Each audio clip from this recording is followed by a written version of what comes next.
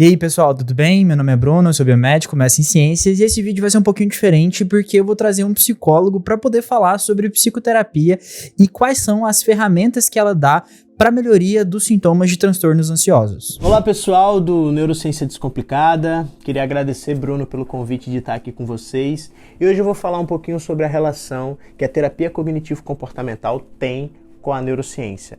Meu nome é Pedro Lucas, eu sou psicólogo, tenho um canal aqui no YouTube que é o Pedro Psicólogo, né? Então vocês podem estar me acompanhando também por lá. O Bruno vai deixar aí na descrição o meu canal. Bom, gente, é o seguinte, basicamente a neurociência, ela trouxe alguns conceitos que foram essenciais para a consolidação da psicoterapia como uma forma de tratamento terapêutico. Porque basicamente a gente entende hoje que o cérebro tem uma capacidade neuroplástica muito grande.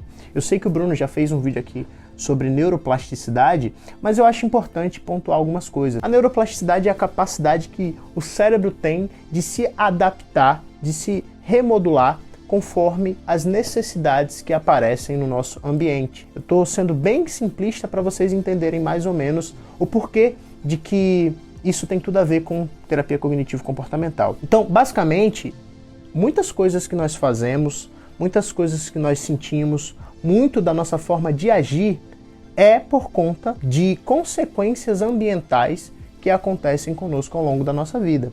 Então a neuroplasticidade, eu costumo dizer que ela serve tanto de forma positiva como de forma negativa, porque ela tanto nos ajuda a ter interpretações corretas, saudáveis e funcionais da nossa realidade, como o contrário também, né? A terapia cognitivo-comportamental, ela entende que nós temos um modelo cognitivo.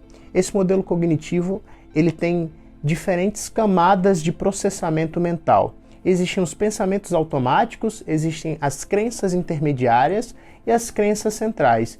E quando a gente fala sobre crença central, que é, digamos, a camada mais profunda da nossa formulação, da nossa capacidade de processamento mental, a gente está falando pura e simplesmente de conexões sinápticas que aconteceram ao longo da nossa vida e que nos moldaram a pensar e interpretar nossa vida de uma determinada forma.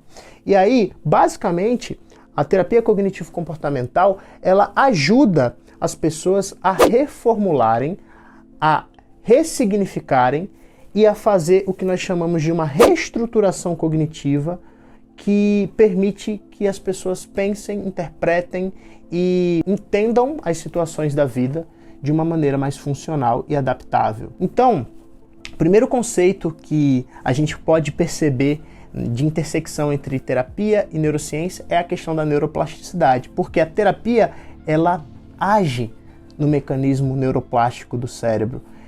Da mesma forma que uma pessoa aprende, por exemplo, a ter medo de cachorros, e desenvolve uma fobia em cima desse animal, ela pode aprender ou desaprender a ter medo, né? Ela pode aprender que esse cachorro é um animal totalmente inofensivo ou amigável para a raça humana. A terapia, ela age em dois mecanismos cerebrais. Ela age tanto no sistema límbico, que é o mecanismo mais emocional do nosso cérebro, é a área que é mais responsável, digamos assim, pela questão das nossas emoções, e no córtex pré-frontal. Basicamente, a terapia ajuda com que os pacientes consigam usar mais o seu córtex pré-frontal para controlar o seu sistema límbico. Então, as pessoas elas podem pensar de modo mais racional, basicamente, quando elas fazem uma boa psicoterapia, em especial terapia cognitivo-comportamental, que age na forma de pensar, na forma de interpretar as situações do dia a dia. E aí, eu vou utilizar o modelo cognitivo dos transtornos de ansiedade para exemplificar aquilo que eu estou falando. Digamos que uma pessoa ela vai fazer uma apresentação na escola, ali no seu Fundamental 1, e ela fica muito nervosa com aquela apresentação e acaba gaguejando muito, acaba sendo ridicularizada pelos seus coleguinhas de classe. Se ela já achava aquela situação de exposição social intimidadora, ela passa a achar muito mais. E ela cresce com essa crença de que se expor socialmente é algo que causa prejuízos, é algo que causa danos para ela. Então, ela cresce de forma a evitar sempre se expor socialmente, ela desenvolve uma timidez que ela carrega com ela para o resto da vida, e aí ela chega na universidade, por exemplo, e não consegue apresentar um trabalho de conclusão de curso. Ela chega num barzinho e ela não consegue interagir com outras pessoas direito, a não ser que comece a se alcoolizar. Então, ela carrega com ela uma crença de que exposição social é algo danoso por conta de uma experiência que aconteceu lá na infância e que fez com que, basicamente, a memória episódica fosse ativada e levada para aquela situação em que ela sofreu um bullying ou sofreu algum tipo de chacota dos colegas. Ela aprendeu a interpretar situações sociais dessa maneira. Isso foi a neuroplasticidade agindo. Um ambiente determinando ou influenciando, melhor dizendo, como o cérebro se comporta ou como o cérebro interpreta novas situações parecidas com aquela. E aí ela chega num terapeuta cognitivo comportamental relatando ansiedade social, né, relatando esses problemas de exposição. E aí o terapeuta basicamente a ajuda a reformular essa interpretação, usando, por exemplo, uma dessensibilização sistemática.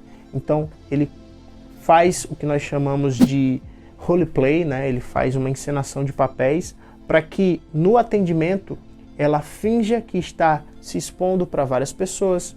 Ele vai com ela, se for necessário, para alguns contextos em que ela tenha que se expor socialmente e vai programando, né, de forma controlada e gradual situações em que ela vai se expondo e vai percebendo que, na verdade, se expor socialmente não é tão danoso quanto ela imaginou. E sempre que ela se expõe a uma nova situação social e percebe que ela não sofreu nenhum dano mais grave, a neuroplasticidade já está agindo e moldando novos caminhos de se interpretar a exposição social. Então a terapia cognitivo-comportamental ela trabalha nesses dois campos. O campo comportamental, que envolve uma exposição, que envolve você enfrentar aquele estímulo que é aversivo, aquele estímulo que lhe causa ansiedade, como também o campo cognitivo, através da reestruturação cognitiva